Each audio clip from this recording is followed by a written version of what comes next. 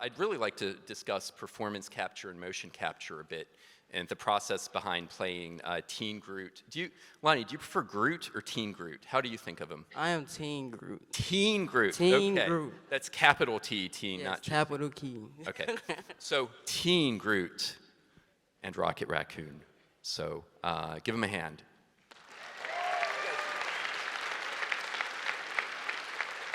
All right, so Sean, since you were here earlier in the game with Guardians of the Galaxy, how did it work out that you did the motion capture for Rocket Raccoon? Okay, so that's going to lead to a fairly long answer. And I'm going to start by saying that what I do on the movies is, first of all, the process by which we do Rocket is unique. It is not, there's no other character that's really been done exactly like Rocket in any other movie or in the MCU. And it's actually technically not motion capture. It is, we call it motion reference for reasons that I'll get into. But I really ended up doing that role because when my brother James Gunn, the writer-director of Guardians,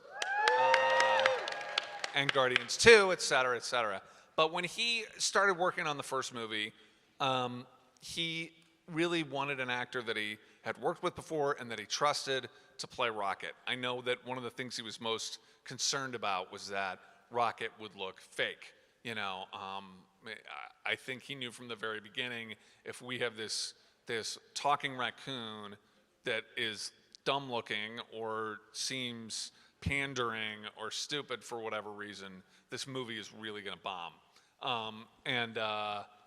And so he wanted to make sure that character was as realistic as possible. So, Bradley Cooper wasn't actually even hired until the first movie was almost completely in the can. In the can is a showbiz term for almost done shooting. So he asked me to do it, and they ended up hiring me to do the job, but we didn't know exactly what it was going to consist of or how it was going to work. So I arrived in London for the first movie and we did the table read, and then for our first rehearsal, I literally got down on my hands and knees and started doing the role from Rocket's height, essentially. And that just ended up being what worked, and it was what we stuck with. So my job became to get my eyes to where Rocket's eyes are in the scenes that we were shooting and in those shots, so that the other actors were dealing with a real actor and not a tennis ball on a stick or a blank space or something like that. And what we found was that not only was it incredibly helpful for the other actors, but that also the VFX team really liked it because they were able to use my performance as a reference when they started to animate the character, which is why it's called motion reference. It's not capture because we don't digitize. I'm not wearing anything that, unlike what Lonnie does. I'm not doing any sort of nothing is digitally captured. I'm actually just performing the role, and then when the animators start to make the character, they watch what I do and they literally animate that.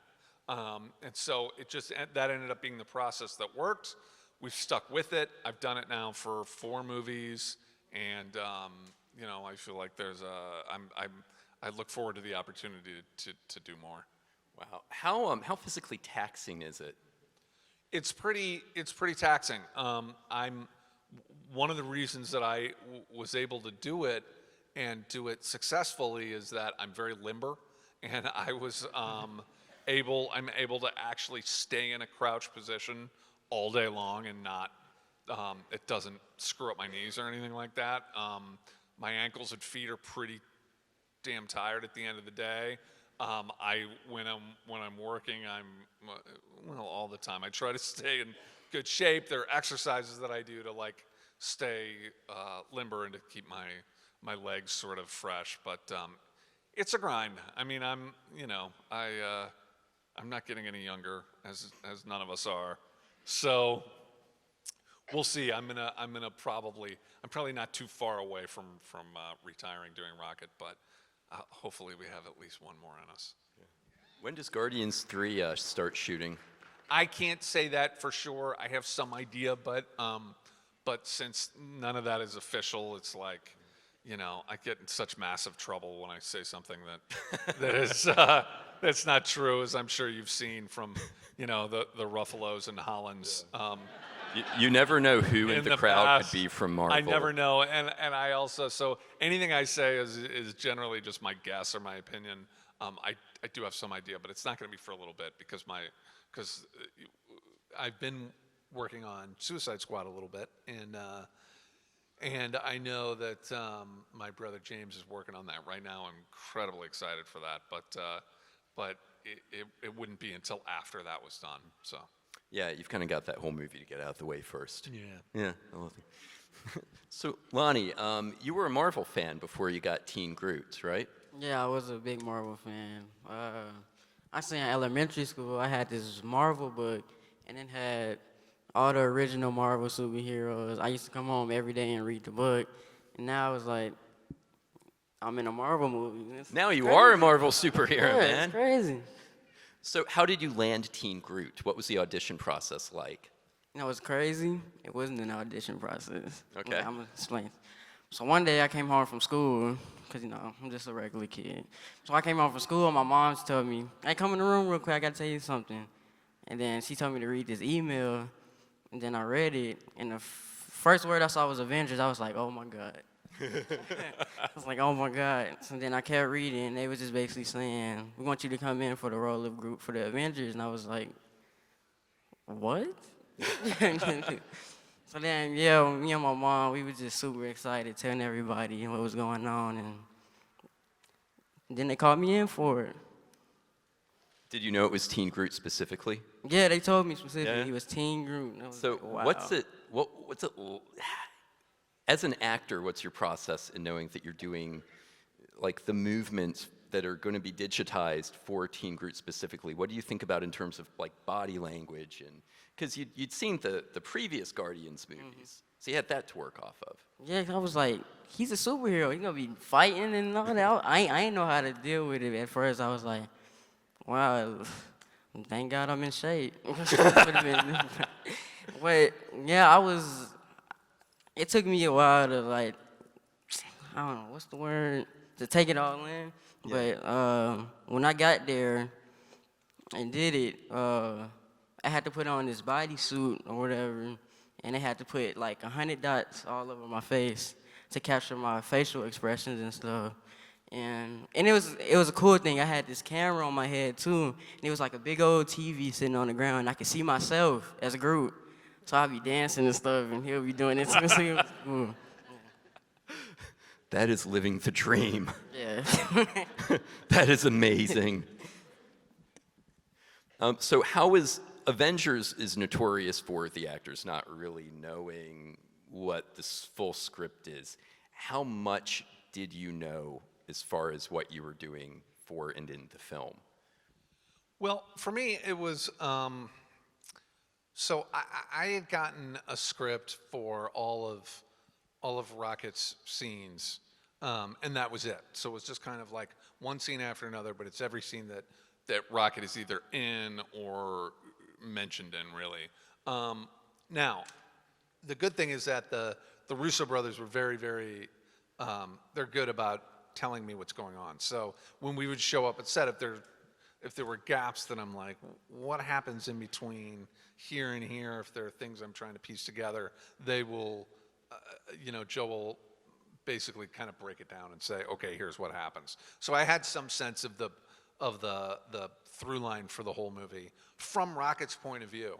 The rest of it, I don't know anything. So I don't know any about, I see some of the other actors on set, and I will ask them so I get some sense. But for the most part, by the time I go to the premiere, like particularly for the Avengers movies, like I'm seeing so much of it for the first time. Wow. Yeah. What was it like working with the Russo brothers as Rocket, even for the motion reference, Yeah. as opposed to working with your brother? Yeah, well, the main thing really is sort of, the most interesting part of the process is the very beginning, where they're kind of figuring out what exactly it is that I do, and so like the Marvel people and Kevin and Lou and Victoria and the sort of principal members of the creative team of Marvel, they knew very well because they work on the Guardians movies. But for the Russos, like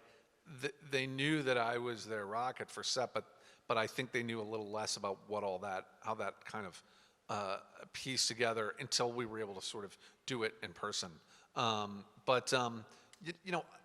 Really, at the end of the day, they just, like, all directors have a sort of signature style that's like their fingerprint, and part of the actor's job is to learn that fingerprint with each new working experience that you're in. So they're a little different than my brother in lots of ways, but they're also great, and so just like, we kind of like figure out how we're working on things. Okay, cool. Lonnie, did you get to work with any of the other actors, or were you in like a kind of a green screen room the entire time? Well, one guy I did get to work with was Terry Notary. Shout out to him. He helped me through a lot doing Groot stuff, because Groot, he is a very like kind of emotional character and stuff. So I had to work on my facial expressions and just how to be a. It wasn't really that hard though, because he was just a teenager like me. So basically, a lot of this stuff just came natural for me. But he did help me a lot through it all. Yeah, Terry's really impressive, and I worked with Terry a great deal, and he was kind of the mocap expert for the whole process for both Infinity War and Endgame. So what were your reactions when you finally did see Infinity War and Endgame? I'm not gonna lie, it was crazy, because one thing, I had my entire family in the movie theater with it, and as soon as my part came up, Infinity War, when we was in the spaceship, and I was playing a video game, as soon as I came with, everybody just started dying laughing, because they know that's what I do anyway, so it was just, it was just hilarious. But for me, watching both movies and just seeing me in it, it was crazy, because I would never think I would be in a Marvel movie at all, so it's just crazy. It's amazing. Yeah, it's really a trip to watch the movies once they're finished and just see every element that goes into but the good thing is that I get to be a fan at that point, just kind of sit back and take it in and watch everything that's going on, and particularly for Endgame, finally understand what the hell was up with some of the plot that I wasn't quite able to piece together from being on set, in a good way. It's great. You get to understand it a little bit, right?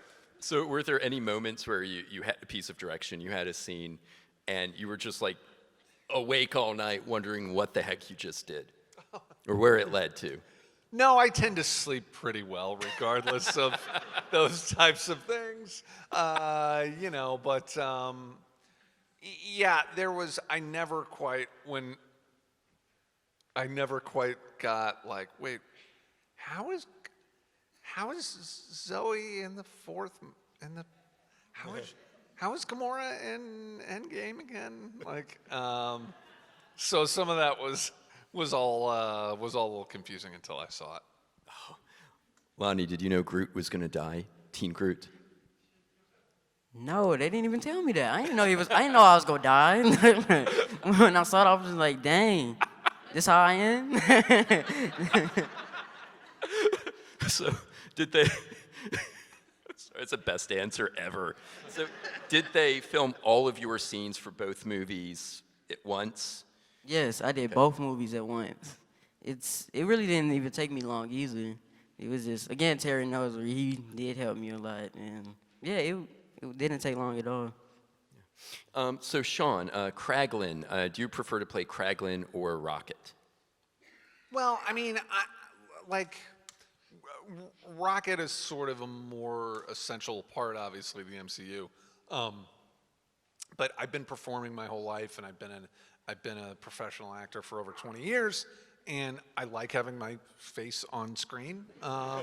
And so, I mean, there's something about playing Kraglin where Kraglin is really my character in the way that, like, in the traditional way that I think of characters that I've played. Now, I prepare for Rocket in the same way that I prepare for any character. I don't do, from a performance point of view, I don't do anything especially different. I'm preparing as though I'm playing Rocket, but the result is not the same. I'm not playing Rocket. There's a team of people that go into the creation of that character, primarily Bradley Cooper, and then also my brother and the VFX team, and I'm sort of one cog in that machine. I think I'm an important cog, but it's just fundamentally different. So I love doing both, but I think of them pretty differently, and I like having my face. I'm picturing like Rocket Raccoon with Sean Gunn's face, and it's like totally like Uncanny Valley, like 1990 CG, and it's not. Creepy. No offense, not that you're not a handsome guy, but it just doesn't quite. It's okay, man. Yeah, it's cool. It's cool. So Lonnie and then Sean, is there any time where you, because different actors do the voices, Vin Diesel, did Vin do Teen Groot as well? That's the thing. I don't know if he did. He did. He did? He did? Okay, okay, he did. He did. He's that good of an actor. So is there any moment where you saw like the final product and you felt like Vin and then Bradley kind of nailed what you pictured up here when you were doing the scene? Like, Or not even? wait, say it again? All right, no. It's kind of a rambling question. So when you saw the final movie, is there a moment where you heard Vin Diesel's Teen Groot voice and you saw kind of the performance capture, the CG Teen Groot, and you felt like it nailed everything you pictured right up here as you were doing it? So you saying like when I saw the final movie and everything I did, like do I think I nailed it, like seeing it myself? Yeah, exactly. Oh yeah, of course. Yeah, I really think that everything I did really well with the movie, and especially my favorite scene, what I think is one of everybody's favorite scenes, when Groot cut his arm off. And that was that was a real emotional scene. I don't know, cause I had to be emotional, cause I saw it in his face. It looked like he was finna, cry and stuff. So I had to do that a couple times. But yeah, I think I did good. You did great. I will say that I'm consistently I love hearing Bradley's performance for the first time, and I think that like it's always cool, and there's always some element of like I remember being there, so I know how the other actors are responding. That's sort of part of the fabric of the scene, and then I consistently am really interested to see it, and also just think he does a just stellar job. He's so funny. Yeah. So what did you take away from playing these characters? Like when all is said and done, what mark have these characters made on you as performers?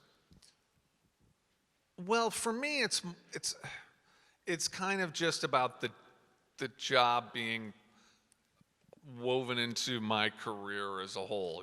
Like I became an actor because I love to perform. As I've gotten older, I've really started to love the storytelling process so much, and it's why I love coming to cons like this. I love talking to fans and hearing what it is that they love and what they respond to, and being able to connect with an audience of people who we're telling our stories to. And so I'm very proud to be a part of that, and I love those characters, but I try to love every character that I play. That's my job. So like I do have you always have an affection for these characters, and now that I've done it for several movies, it's like, I love them, but of course, I'm supposed to love them. I'm more interested in what you guys think of them. Lonnie? Well, this was my first movie. Well, these are my first 2 movies I ever done, because I was also on a TV show. But still to this day, I'm still surprised I'm in that movie still to this day, because I still want to watch it 1,000 times, both of them over and over. Your first movies were like the biggest movies ever. Yeah, it's Like, crazy. how cool is that? That is very cool, very, very cool. Like, and everybody else thinks so too, especially because I'm still in public school, so everybody's still now like, "You in Avengers? What you doing here?" And I'm like, "I just want to go to school." So, do you have any big post-high school plans after you graduate? Yeah, I still want to do acting, like, cause I was in the TV series before I was in the Avengers, and that TV show made me like really like what I was doing, and then the Avengers just added on to that. So I'm like, yeah, I really want to keep doing this. But after high school, I do plan on going to college. That's if my acting career blows up. But yeah, I want to go to college for film, cause I still want to be behind the scenes and do other stuff. Like I said, that's if my acting career don't blow up, but hopefully it does. Yeah. I mean, it does. Maybe it'll all blow up. Like all of it. You can do it all. Oh yeah, I want to do it all. You can. You will. Renaissance man. Yeah. No, you got to do it all. So finally, before I open the floor up to you guys have questions, right? Yeah, that's a cue for you to go. Yeah. Questions. Okay. Well, think about your questions as they're answering this next one. What's up for each of you? I know you're doing the Suicide Squad. Can you tell us who you're playing or anything about Yes. that? No. I can't.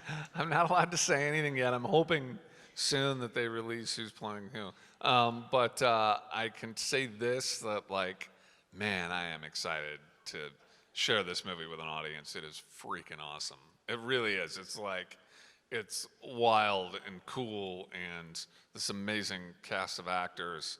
So I'm very, very excited about Suicide Squad.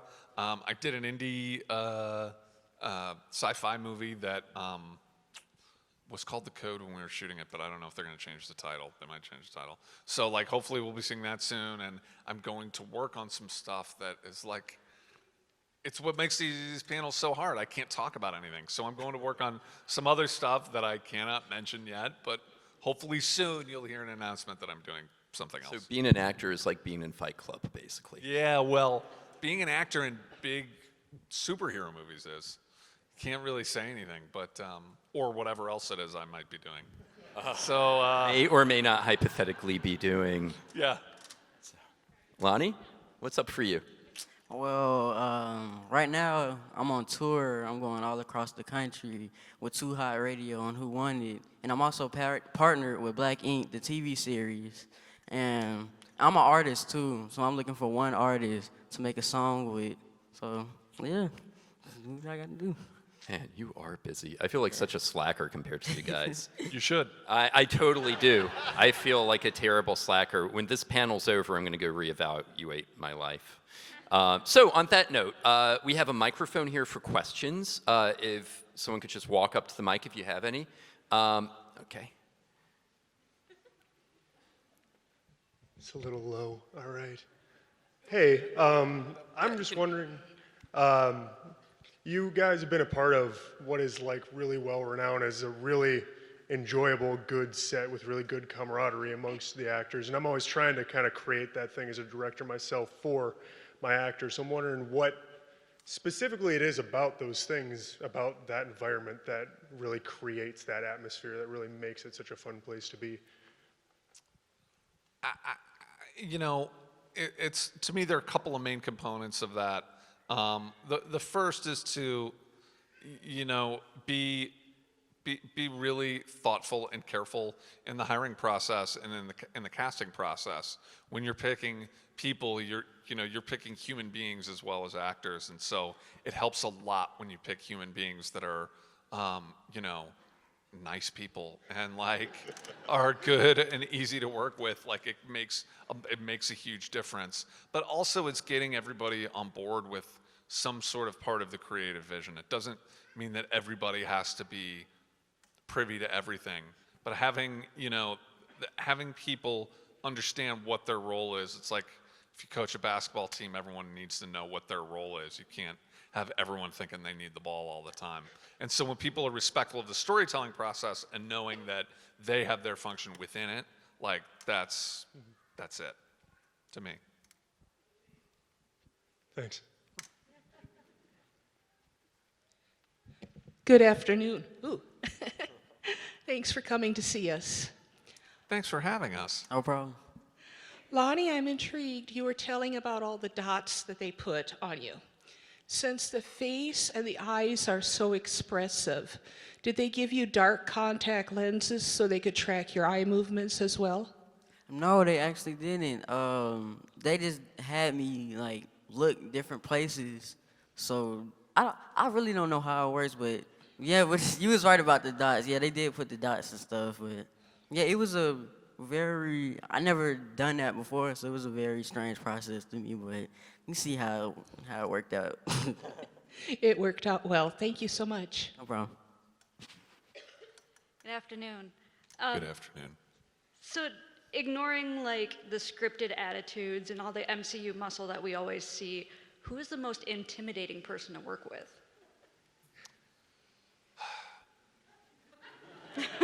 That's an intimidating You know, question. look, when I That's- walked on, okay, so I had done a lot of days already on Infinity War, but mostly with Chris Hemsworth, who, believe it or not, is nearly that handsome in real life. But you know, and like I'd work with him and the other Guardians and stuff for Infinity War. But then when I arrived to do Endgame later in that year, and we had all the scenes in the headquarters, it's like I walked onto set for the first day in what ended up being many weeks of working, and it's like Mr. Downey and Mr. Hemsworth and Mr. Evans and Ms. Johansson and Ms. Larson and Ms. Gillen and Mr. Rudd and Mr. Ruffalo and Mr. Cheadle, you know, and Mr. Renner. And I'm always forgetting somebody, but, and me. And I'm like, damn, it was intimidating from a large point of view. But part of my job is that, you know, hopefully I've been doing this long enough that like, it's not, if I fan out in that moment, I'm not doing my job. You know, like I can't sit there and be like, oh my God, I can't believe I'm working with all these people. You know, I'm a colleague and it's time for us to go to work. But you know, that said, there's something about Iron Man, you know. Robert Downey, I'm very, very grateful to him because he was super welcoming in making me feel like a member of the team. But I was most intimidated to work with him. How about you, Lonnie? Well, yeah, before Avengers, I was on a TV series called Happen Leonard with James Purefoy and Michael K. Williams, and yeah, that wasn't easy because first day I went on set and seen him, I was like, wow, like that's James Purefoy and Michael K. Williams from The Wire, like that's crazy. Well, they really made me feel welcome doing that entire show, and they really gave me some good advice when like the last day we were shooting and stuff. So yeah, I consider them friends of mine. Thank you. Just curious, how was Stallone to work with? Great, awesome. I mean, you know, like he was great, and he was another guy who just like it's like it's one thing if you have a big star who like, okay, well it's one day, but I'm getting a huge paycheck, so I'm just going to show up and get the check. It's another thing when you have somebody who like Stallone doesn't need to do that. He read the script and was like, this is really cool, and I want to do this story with these people. So he was awesome, and you know, he didn't know. It was like, yeah, I didn't even know what all this was. You know, it's like, and he was awesome. And I know my brother's gotten to be, you know, they've gotten along really nicely, and so you know, what do you say about a legend? He's great. Yeah. So this is a question for both of you, but with the emergence of more AI in the movies and the more animation, could you guys see yourselves in more of the animated roles as they become more and more prevalent in movies going forward? More animated roles? Is that what you're saying? More Animated roles. Yeah. So more like Rocket and that. I mean, for sure. I mean, like the way I look at it, it's like actors don't get to choose what the market is for their services, if that makes sense. It's like sometimes you hear, it's like, whatever 100 years ago, they would complain that like, oh, real acting is on stage, but like it's so dumb that we have to go do these movies. And then it became dumb that they did television. And now you hear people talk about how dumb it is that they are wearing, wearing motion capture suits, or that they're working on video games, how like this isn't real acting or whatever. And I just think all that is utter nonsense. It's like as an actor, you don't get to choose what the jobs are. Your job is to play a character and to do the best representation of that character as you possibly can. And so that can be anything. So yeah, I mean, I look forward to whatever it is, whether it's a CGI character, and I have a feeling I'll play more. Thank you. Yeah, and I do like doing animated work. Even though that was my first time doing it, I really had fun doing it. I can see myself doing it more in the future. Thank you. No problem. Hi, Sean. Hi. I just wanted to know what it was like working on Gilmore Girls and if you have any fun stories.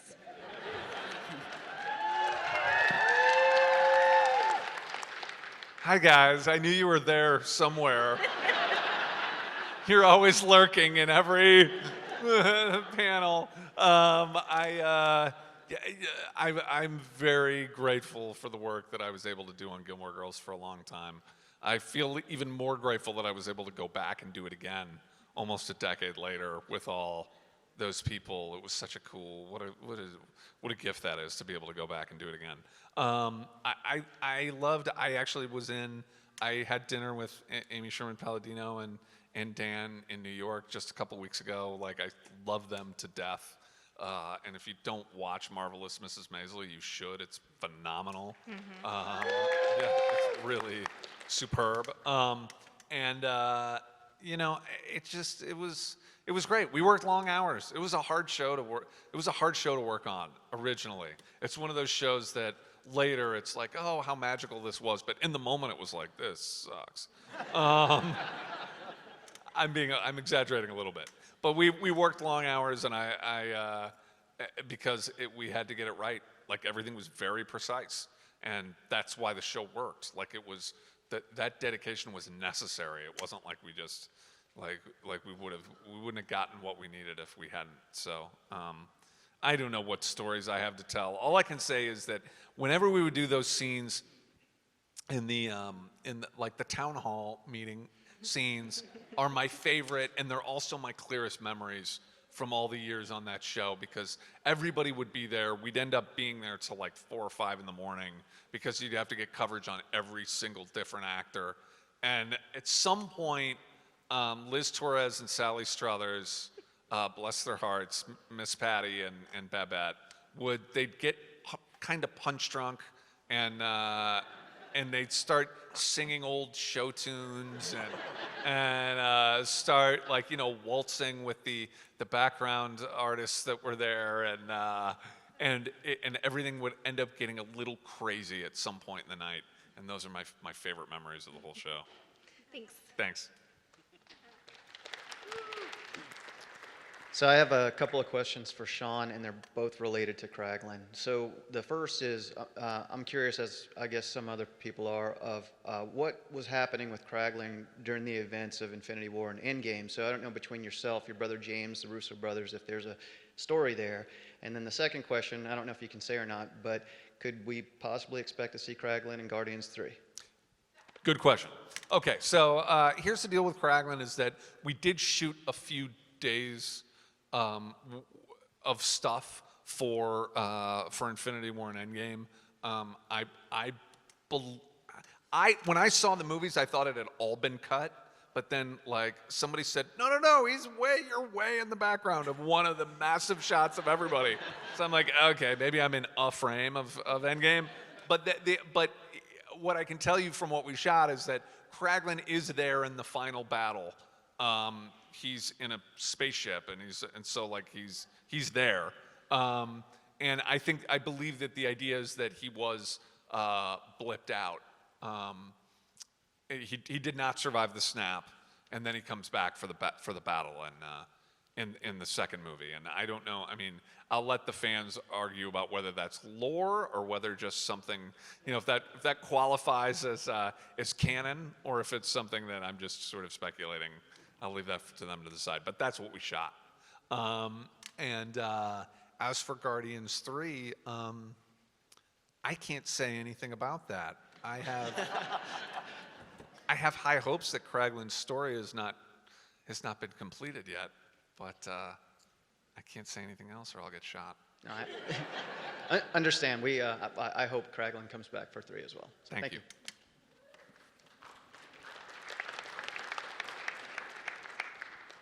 So with as heavily structured and scripted and edited and locked down as the Marvel machine is, you did manage to get one of your ad-lib lines into the final product, famously, a bunch of jackasses standing in a circle. I did. Yes. Thank you for bringing that up. I seem like I'm bragging if I bring it up, so I'm always glad when someone else brings it up. Oh, Yes, no, I I think most ad-libbed of a us bunch were- of jackasses standing in a circle. I think most of us were delighted. Can you tell us about other unscripted or ad-libbed or things that maybe came up on set from you or other actors that ended up in the final product? Sure. For the Guardians movies, most of what you see is in the script, and most of what, and when there are lines that are ad-libbed, they're usually from my brother James, because like feeding them to us from behind the monitors where the director sits.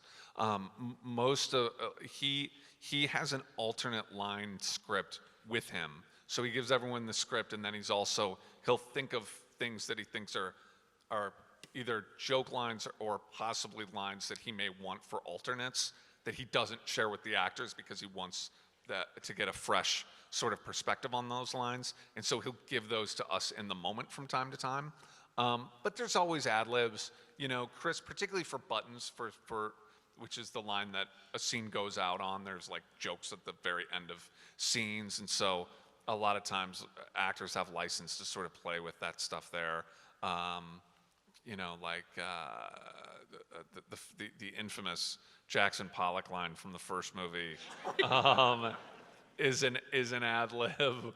But that's an example of one that my brother came up with that he fed. But I think he came up with that one on the spot. But Chris certainly has some ad-libs. I'd have to go through and see what are ad-libs and what aren't. The Avengers movies were a little looser, I would say. I think there's more ad-libs in those movies in some way. I love some of Thor's ad-libs. I just think are really special, and Hemsworth is really good at that too. Thank you. Yeah, thanks. Thank you. You're welcome. Just wait. Who's your favorite? This is a question for both of you. Who's your favorite superhero and villain of all time? Ooh, you got one? It's definitely not Thanos. Super villain. That's a tough one. I really don't know. Yeah. I'd hate to get that question. I'm gonna say Dr. Doom. Mostly because I'm a fan of the rapper MF Doom. Yeah, I'm gonna say Dr. Doom though.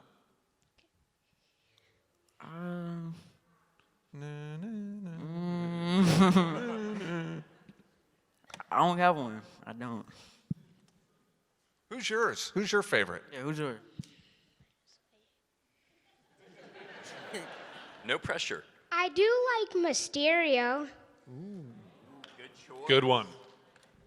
Good one. Thank you. Thank you.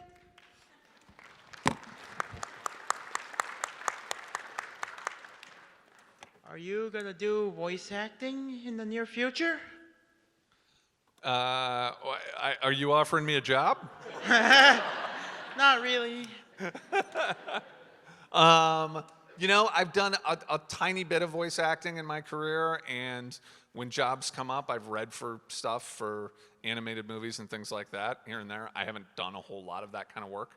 I'm open to it, but It's actually, I make a joke about that, about saying you got work, but in some ways it's harder to break into voice acting than it is almost any other type of acting that there is, because one great voice actor can do 20 different types of great roles, and so it's a very small community. It's hard if you're not a big celebrity, like doing a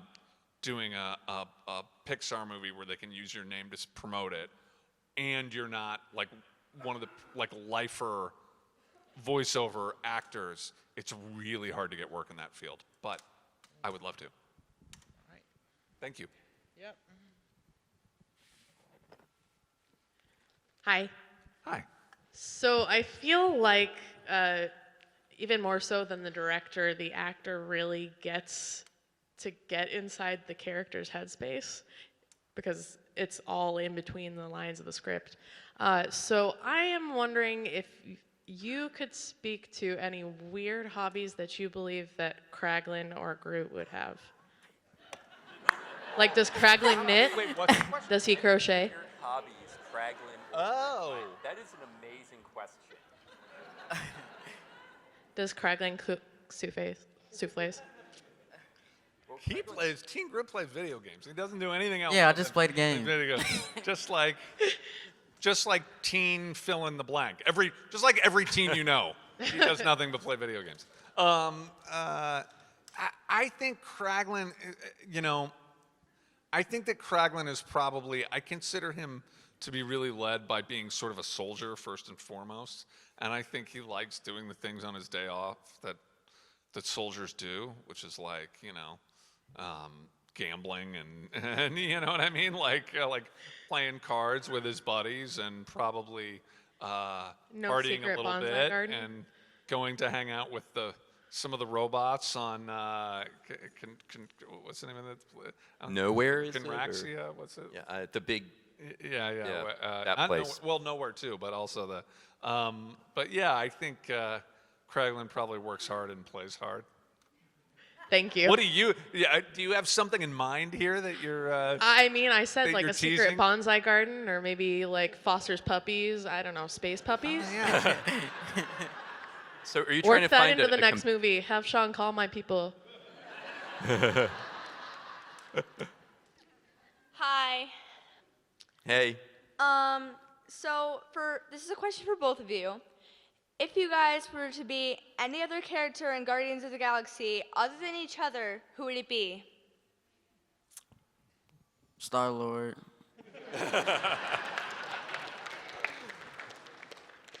Why? Cause I don't. It's just something about him. I just like. Don't y'all just like him for some reason? He just. Is it because he's muscly?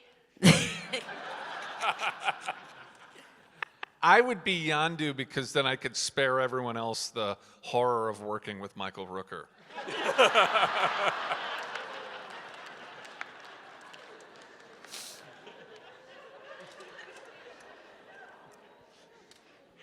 Thank you. It's even worse than it seems, you guys. So this is a question for Sean. Is it a big challenge for you jumping from Marvel to DC? Only from a PR standpoint. It's been great. Honestly, it's like, most of the people who work on these movies got their jobs because they're really, really good at what they do. I know that we like to criticize in so many different ways, but that's really true. And so for me as an actor who's like coming in and, particularly now working with DC, it's like it's more the same than it is different, Working on Suicide Squad is more similar to working on Guardians than even Avengers is in some ways because it's the same director. And so like that part of it is the same. It's more like, how does the studio support your project? Like that's where you can run into problems. And I would say that in my experience, the studios have been incredibly supportive of everything that I've been a part of. Awesome, thank you. Thanks. Hi. Hi. Hey. If you guys could have any kind of superpower, what would it be?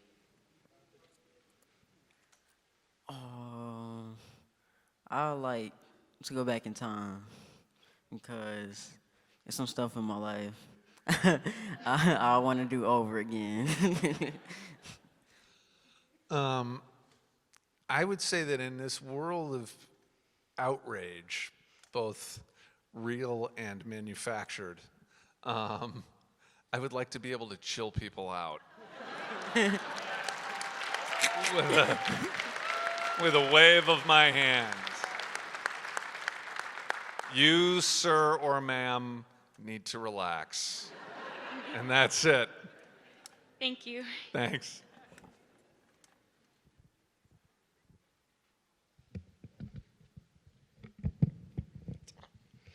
So like my favorite episode of Gilmore Girls is when you're in the box, the glass box. I was just wondering, how long were you in there, and did it help you stay limber for Rocket? Oh, man. I was in that box too effing long. That's how long I was in that box. I was in there for a while, and it was like, you know, they had a, for those of you who don't know, there's an episode of Gilmore Girls where my character is going to, you know, fancies himself as David Blaine, I think, for an episode. It doesn't go well, which isn't surprising if you watch the show, but he's suspended above the town in a clear plexiglass box. And we did have to get a crane to put me in the box. And it was a whole ordeal. So in between setups, they're like, you know, hey, if you want to, Sean, we can bring you down in between each take, but that's going to add an extra like half hour to every portion of it. Or you can just stay up there. And I'm like, I'll just stay up there, I guess. And so I was up there for a few hours at least. Oh, thank you so much. Thank you. We have time for one more question. Sean, I had a question about the Belko experiment. Yeah, sure. How different was your character Marty from when your brother originally wrote it to when it got shot and finished? Oh, you know, this is a movie I did called The Belko Experiment, which is a horror film. It's very violent, so if you don't like violence, stay away. But it was a lot of fun. We worked in, has this amazing cast, and we were in Bogota for 6 weeks. And my character is kind of a stoner who gets really freaked out and thinks that it's what's in the water that is what's making everyone kill one another. And it's, I mean, verbatim exactly how my brother wrote it. So he actually gave me that script.